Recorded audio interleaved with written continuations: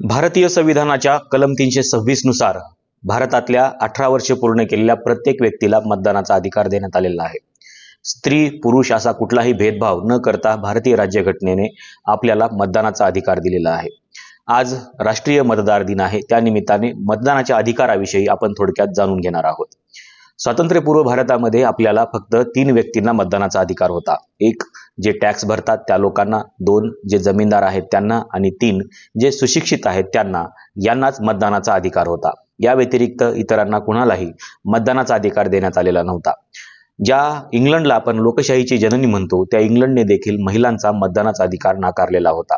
इतकंच नाही तर all man are born free and equal असं स्टेटमेंट करून जी राज्यघटना लिहिली गेली त्या अमेरिकेने देखील महिलांचा मतदानाचा अधिकार नाकारलेला होता।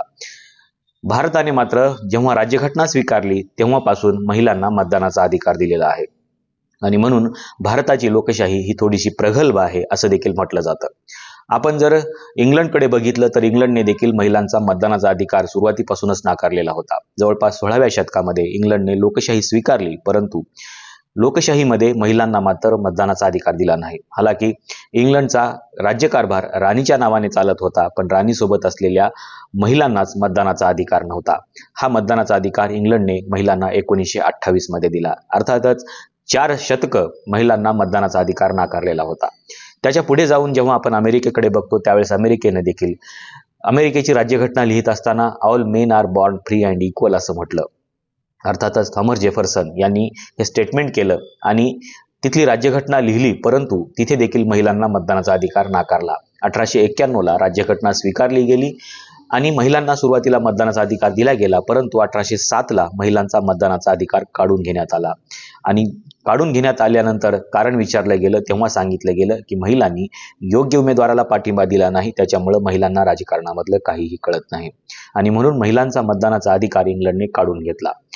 त्याच्या पुढे जाऊन थॉमस जेफरसन ज्यांनी अमेरिकेची राज्यघटना लिहिली त्या अमेरिकेच्या राज्यघटनाकाराने देखील महिलांच्या मतदानाच्या अधिकाराच्या बाबतीमध्ये जेव्हा विचारलं त्यावेळेस त्यांनी सांगितलं की women's position in house and kitchen not in politics. महिलांची जागा ही घरामध्ये आहे, किचनमध्ये आहे, ती राजकारणामध्ये नाही।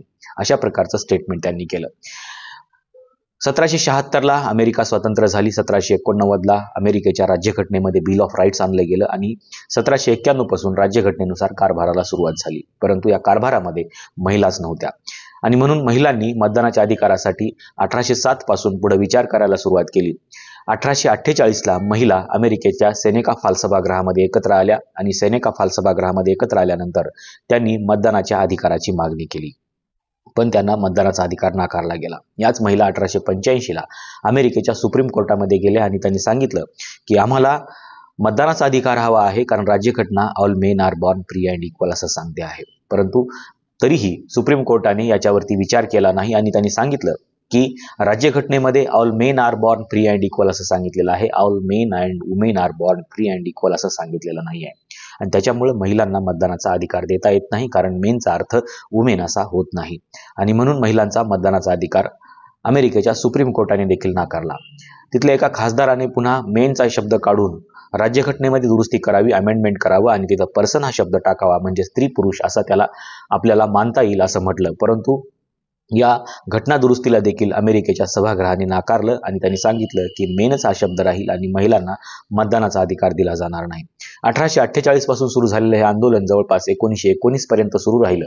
मधल्या कालखंडामध्ये काही राज्यांनी काही प्रमाणामध्ये महिलांना मतदानाचा अधिकार दिला, परंतु पूर्णतः अमेरिकेच्या महिलांना मात्र मतदानाचा अधिकार मिळाला नाही। याच्यासाठी 1919 ला एक कायदा करावा लागला आणि 1920 पासून अमेरिकेच्या महिलांना मतदानाचा अधिकार दिला गेला। जवळपास 1791 पासून 1919 पर्यंत महिलांना संघर्ष करावा लागला, म्हणजे 150 ते 1.25 वर्ष फक्त एका मतदानाच्या अधिकारासाठी तिथल्या महिलांना संघर्ष करावा लागला। आजही अमेरिकेची परिस्थिती म्हणावी तशी बदललेली आहे असं म्हणता येणार नाही, जरीही महिलांना मतदानाचा अधिकार दिला असला तरी। 1791 पासून ते 2026 पर्यंत अमेरिकेमध्ये एकही महिला राष्ट्राध्यक्ष होऊ शकली नाही। त्याच्या पाठीमागे ही मानसिकता आहे असं देखील म्हटलं जातं। याच्या पुढे जाऊन ज्यावेळेस आपण बघतो त्यावेळेस दक्षिण आफ्रिकेचे राष्ट्राध्यक्ष झालेले नेल्सन मंडेला यांनी देखील मतदानाच्या अधिकारासाठी मोठा संघर्ष केला आणि 27 वर्ष ते जेलमध्ये देखील राहिले। जगभरामध्ये अशा अनेक प्रकारचा संघर्ष मतदानाच्या अधिकारासाठी लोकांना करावा लागलेला आहे। भारतामध्ये प्राचीन कालखंडापासूनच मतदानाचा अधिकार आपल्याला मिळालेला आहे. आपण जर बुद्धाच्या कालखंडामध्ये गेलो तर बुद्धाच्या कालखंडामध्ये जो संघ होता त्या संघाचं सदस्यत्व ज्यांना मिळेल त्यांना मतदानाचा अधिकार होता. या संघामध्ये काही महिलांचा देखील सहभाग होता आणि म्हणून या संघाच्या सदस्याला प्रत्येकाला ज्याचा 18 वर्षे पूर्ण झालेला आहे त्याच्या प्रत्येकाला या संघाचं सदस्यत्व दिलं जायचं आणि त्याला मतदानाचा अधिकार दिला जायचा. काही कालखंडानंतर ही लोकशाहीची प्रथा बंद झाली, खंडित झाली. परंतु ज्यावेळेस ही लोकशाहीची प्रथा 26 जानेवारी 1950ला पुनर्जागृत करण्यात आली तेव्हा मात्र आज महिला मतदानाचा अधिकार पुन्हा स्वीकारला गेला आणि भारतातल्या महिलांना देखील मतदानाचा अधिकार दिला गेला.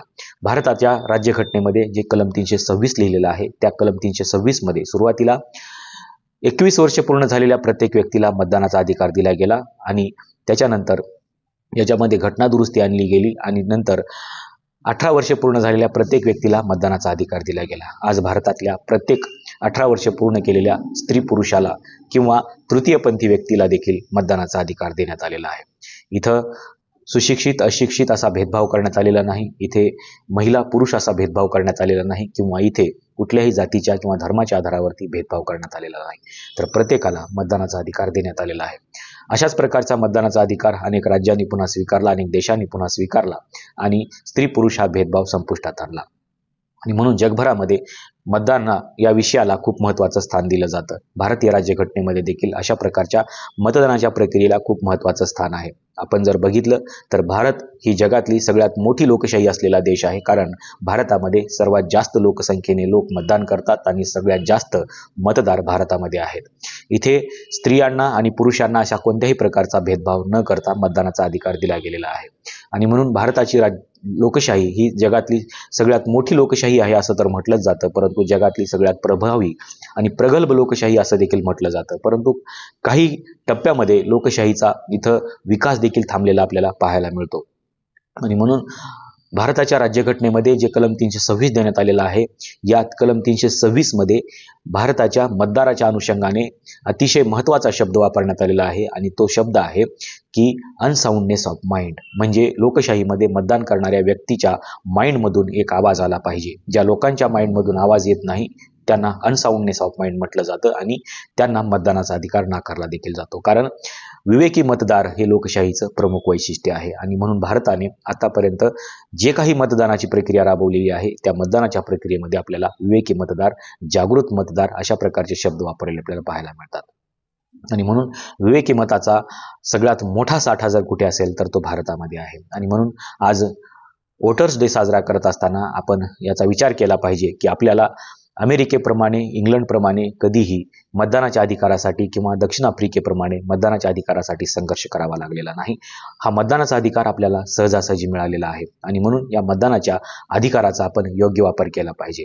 अमेरिकेमध्ये महिलांनी मतदानाच्या अधिकाराचा योग्य वापर केला नाही, योग्य उमेदवाराला पाठिंबा दिला नाही असं कारण सांगून अमेरिकेच्या महिलांचा मतदानाचा अधिकार 1807 मध्ये काढून घेण्यात आला होता. तशी कुठलीही प्रक्रिया आपल्या देशामध्ये होणार नाही, कारण भारतातला मतदार हा विवेकी मतदार म्हणून ओळखला जातो. सुरुवातीला अशिक्षित लोकांना मतदानाचा अधिकार देत असताना डॉक्टर राजेंद्र प्रसाद यांना काही शंका होत्या, परंतु डॉक्टर बाबासाहेब आंबेडकर यांच्यासोबत झालेल्या चर्चेनंतर त्यांनी आपल्या शंका देखील मागे घेतल्या आणि त्यांनी सांगितलं की भारतातला मतदार हा खरोखरच येणाऱ्या कालखंडामध्ये या लोकशाहीला प्रगल्भ करण्याचा विचार करेल. आणि म्हणून आपण प्रत्येक निवडणुकीमध्ये, ती ग्रामपंचायतची असो की लोकसभेची असो, या प्रत्येक निवडणुकीमध्ये आपण विचारपूर्वक मतदान केलं पाहिजे आणि भारताच्या लोकशाहीला सक्षम केलं पाहिजे. आपल्याकडे माहिती आहे की आपल्याकडे 60 ते 70% मतदान होतं. आजही जवळपास 30 ते 35% लोक मतदान करत नाहीत.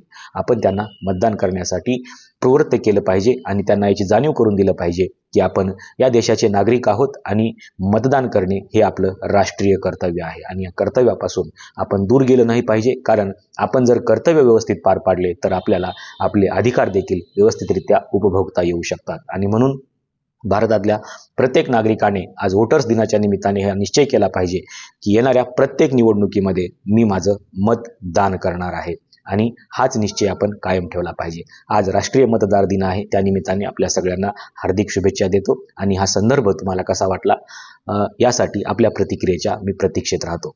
आजच्या व्हिडिओमध्ये इथेच थांबूया. पुन्हा एकदा आपल्याला राष्ट्रीय मतदार दिनाच्या खूप खूप शुभेच्छा.